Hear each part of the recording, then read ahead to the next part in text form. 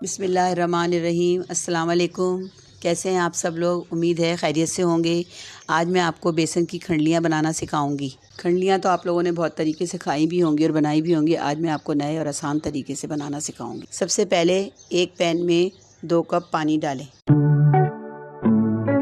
फिर 1 टीस्पून कुटी लाल मिर्च, हाफ़ टी स्पून ज़ीरा, हाफ़ टी स्पून हल्दी, हस्बे ज़ायका नमक डालकर उसे पकाएं।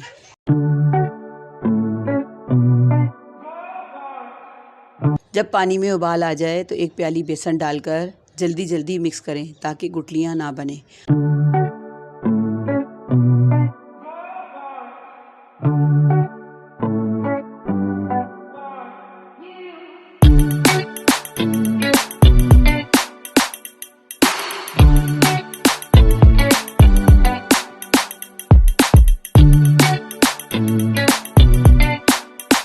फिर ट्रे को ग्रीस कर लें और गरम गरम ही बेसन को जमाना है और हाथ को गीला करके आहिस्ता आहिस्ता उसको थपथपाएं और पूरी ट्रे में फैला दें।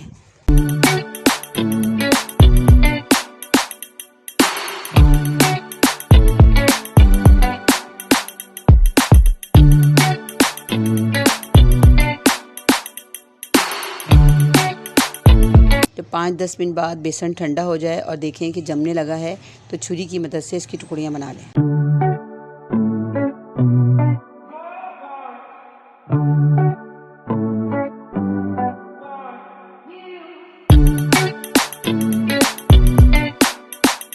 मसाला बनाने के लिए पैन में अंदाज़न आधा कप जितना तेल डालें।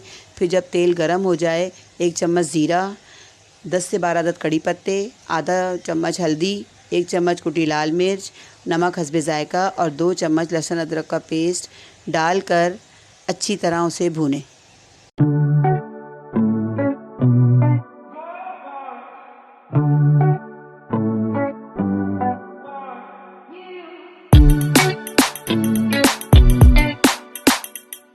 जब मसाला भुन जाए और खुशबू आने लगे तो 1 प्याली दही फेंट कर डाल दें और अच्छी तरह भूनें। जब मसाला अच्छी तरह भुन जाए तो खंडलियाँ डालें।